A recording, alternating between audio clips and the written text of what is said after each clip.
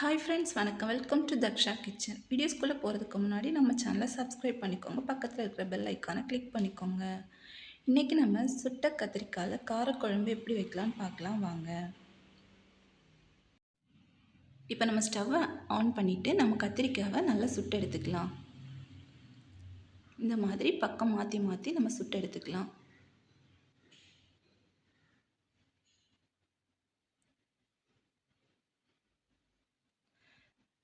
இப்படியே நான் எல்லா கத்திரிக்காயும் சுட்டு எடுத்துருக்கிறேன். இதை நம்ம ஒரு ஓரமாக வச்சுக்கலாம். இப்போது ஒரு சட்டி அடுப்பில் வச்சுக்கலாம். சட்டி நல்லா ஹீட் ஆனதும் இப்போ நம்ம ஆயில் ஆட் பண்ணிக்கலாம். நான் நல்லெண்ணெய் தான் எடுத்துருக்கிறேன். இப்போ ஆயில் நல்லா ஹீட் ஆகிடுச்சு. நம்ம இதில் தாளிப்பு வடகம் ஆட் பண்ணிக்கலாம். கூடவே கொஞ்சமாக வெந்தயம் ஆட் பண்ணிக்கலாம். இது கூடவே நான் சுண்ட வெத்தலை ஆட் பண்ணியிருக்கிறேன். இப்போ நல்லா பொரிகிறதுக்காக நம்ம ஒரு வாட்டி கலந்து விட்டுக்கலாம். நல்லா பொரிஞ்சிடுச்சு. இப்போ நம்ம கூடவே ஆனியன் ஆட் பண்ணிக்கலாம். ஆனியன் சீக்கிரமாக வதங்குறதுக்காக நம்ம கொஞ்சமாக சால்ட்டும் ஆட் பண்ணிக்கலாம்.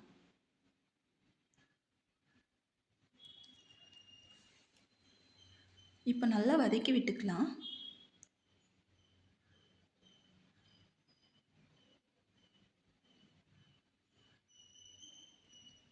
ஒரு கோல்டன் ப்ரௌன் வர அளவுக்கு நம்ம நல்லா வதக்கிக்கலாம். பாருங்கள், இந்த அளவுக்கு நம்மளுக்கு வெங்காயம் வதங்கியிருந்தால் போதும். இப்போ நம்ம தக்காளி ஆட் பண்ணிக்கலாம். ஆட் பண்ணிவிட்டு இப்போ இதையும் நம்ம நல்லா வதக்கி விட்டுக்கலாம். பாருங்கள், நம்மளுக்கு வெங்காயமும் தக்காளியும் நல்லாவே நம்மளுக்கு வதங்கிடுச்சு. இந்த ஸ்டேஜில் நம்ம வந்து காய் ஆட் பண்ணிக்கலாம். நான் முருங்கைக்காவும் உருளைக்கிழங்கும் நான் ஆட் பண்ணிக்கிறேன். காயோட பச்சை வாசம் போகிற அளவுக்கு நல்லா கொஞ்சம் லைட்டாக நம்ம கலந்து வதக்கி விட்டுக்கலாம். வதக்கி விட்டுட்டு நம்ம ஒரு 2 மினிட்ஸ் நம்ம மூடி போட்டு கொஞ்சம் லைட்டாக வேக விட்டுக்கலாம். இப்போ நம்மளுக்கு 2 மினிட்ஸ் ஆகிடுச்சு. காயும் ஓரளவு நம்மளுக்கு வெந்துடுச்சு. ஒரு 50% வெந்துடுச்சு. இந்த ஸ்டேஜில் நம்ம வந்து மசாலா ஆட் பண்ணிக்கலாம். நான் அதுக்கு இன்றைக்கி குழம்பு மிளகாய்த்தூள் ஒரு 2 டேபிள் ஸ்பூன் எடுத்துருக்கிறேன். 1/2 டீஸ்பூன் மஞ்சள் தூள், 1 டீஸ்பூன் மிளகாய்த்தூள் காரத்துக்காக. இப்போ நம்ம ஸ்டவ்வை லோ ஃப்ளேமில் வச்சு நல்லா கலந்து விட்டுக்கலாம்.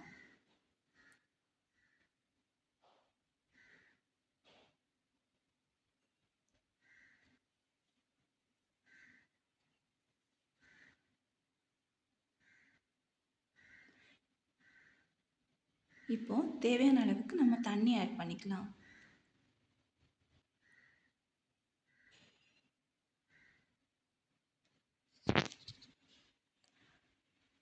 தண்ணி ஆட் பண்ணிவிட்டு நல்லா கலந்து விட்டுக்கலாம்.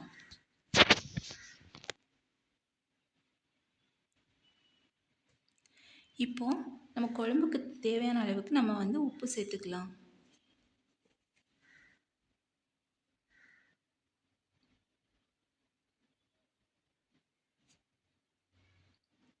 ஒரு வாட்டி நல்லா கலந்து விட்டுட்டு ஒரு மூடி போட்டு நம்ம ஒரு 5 to 10 மினிட்ஸ் நம்ம நல்லா கொதிக்க விட்டுக்கலாம்.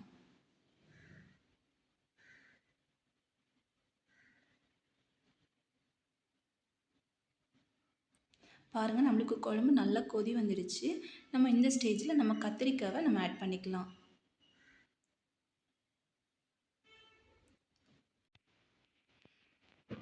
இப்போ கொஞ்சமாக புளி தண்ணி ஆட் பண்ணிக்கலாம்.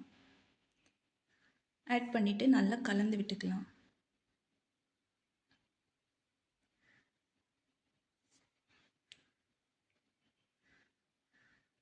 இப்போ ஒரு 2 மினிட்ஸ் மூடி போட்டு வேக விட்டுக்கலாம். பாருங்கள், நம்மளுக்கு குழம்பு நல்லாவே ரெடி ஆகிடுச்சு. வாசமே ரொம்ப சூப்பராக இருக்குது. இதே மாதிரி நீங்களும் வீட்டில் ஒரு வாட்டி செஞ்சு பார்த்துட்டு டேஸ்ட் எப்படி இருக்குது அப்படிங்கிறத மட்டும் கமெண்டில் சொல்லுங்கள். தேங்க்யூ.